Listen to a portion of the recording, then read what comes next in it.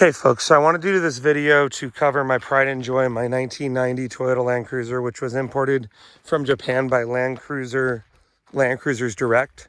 I got imported to Michigan, and then I got it California titled. These things are really hard to get California titled. I have heard that it's not possible anymore to get them titled in California. So that is one benefit to this vehicle, is it is fully registered and licensed in California. The truck originally came with a swing out on the back. Realized from the factory, the Land Cruiser Turbo Diesel does need some modifications. Although the swing out on the back was able to hold a tire, it really wasn't designed to hold a 35-inch tire. And so I decided to put on a slee bumper on the back with swing outs and all the extra attachments like this jerry can holder, the Max Trax holder, and your high lift holder. Okay, as well as the trailer hitch I added on too. From the factory, these come with smaller brakes. I upgraded the brakes with the newer style Land Cruiser brakes. This was a big pain in the ass. I had to do the rotors, I had to do the calipers, and I had to do new brake pads. But I did have that all done, and the brakes are a lot better as a result. Since we're already kind of underneath, you can see there's a 38-gallon tank from Front Runner. That's a really good tank. I think this thing has like 600 miles of range or something, which is cool. You could drive a really long ways. I initially planned on doing a lot of expedition long off-roading trips, and I just never really got around to doing as many trips as I wanted for a variety of different reasons. Here I upgraded the seats to Recaro seats. Folks, the Land Cruisers from Japan, they don't come with the same type of seats that your American spec Land Cruisers come with leather and all the bells and whistles. So this has seat heaters, seat fans to cool down your butt and your back, as well as it's fully electric with like 2 different lumbar supports in there. The seats were a really big upgrade, and it made it a lot more comfortable the few times I did go on long trips. In here, you can see it came with a refrigerator and ice maker, which is a really cool feature if you don't know about the Land Cruisers. They come with this ice trays. And these little ice trays, they slide inside of here. And that's how you put your ice tray in there. So you can make ice cubes. I did upgrade the head unit, and I did upgrade the speakers. And I had to add a keyless entry. Folks, these don't come with keyless entry from the factory. They're from 1990, so I had to add on the keyless entry. This here is a Madman EMS 1, and that's basically an additional computer. It's like a computer that tells you, boost pressure, EGT, water level in your radiator. If your radiator is out of water, it tells you temperature of your oil, temperature of your water. Tells you a bunch of different things, and it has alarms that'll go off and let you know if anything's wrong.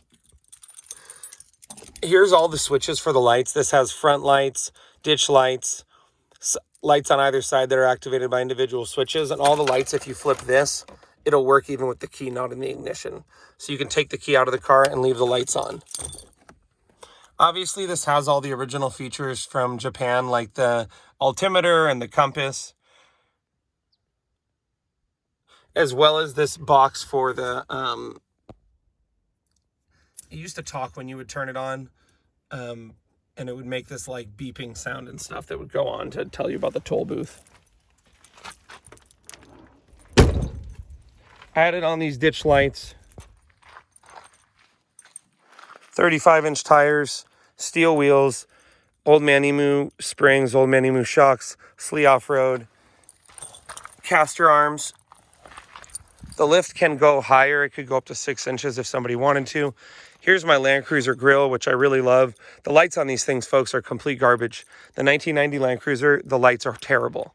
Okay, so these lights are actually bright enough where you can see.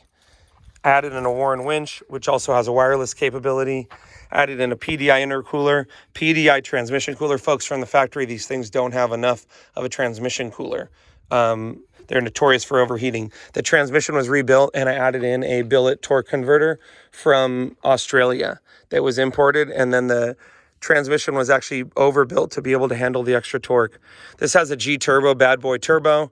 It has a PDI intercooler system, which you can see here, PDI intake, Moonlight Fabrications snorkel.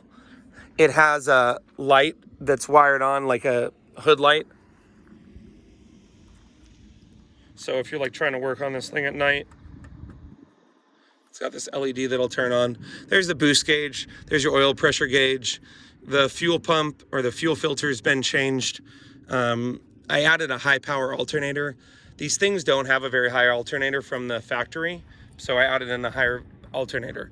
Okay, this is the fuse box. I was really impressed by this. It's really clean. It's really well done. This has all the fuses for the lights and all the auxiliary features. It's waterproof. And I like it that it's just very simple. It's not digital. It kind of goes in alignment with the original kind of like 1990s feel of the vehicle. Sleeve front bumper, which I really like. It's sleek. This is from the factory. These came with clear lenses. They came with these side markers, which it's kind of cool when you do your turn indicator. These stay on constantly, and then those ones blink.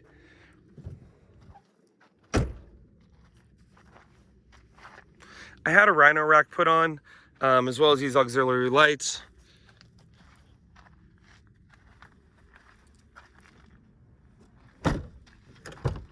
Here you can see I added in an extra oil pressure gauge so that I could have an oil pressure gauge on and then have this monitoring my boost. So I could have 2 pressure monitors.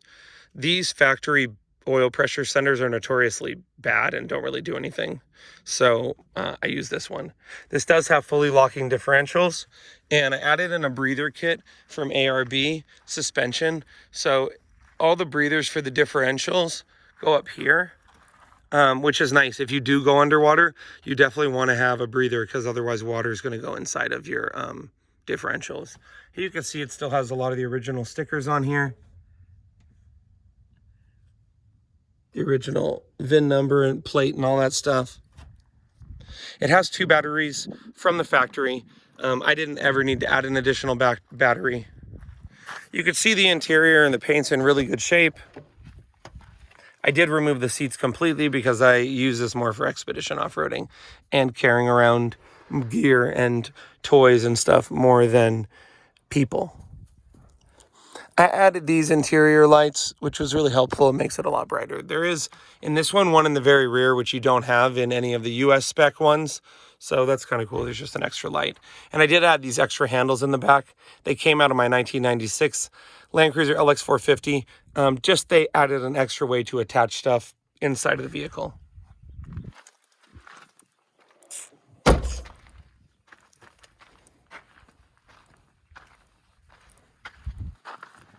This is from Japan, and this one here is still in really good condition. It's not cracked, it's fully functional. I guess the idea is that this, when it goes like this, it blasts the dust off the back window.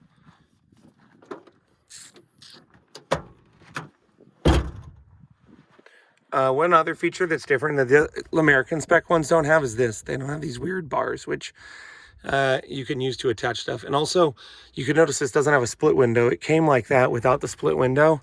The Japanese ones don't have a split window. There's the rearmost light.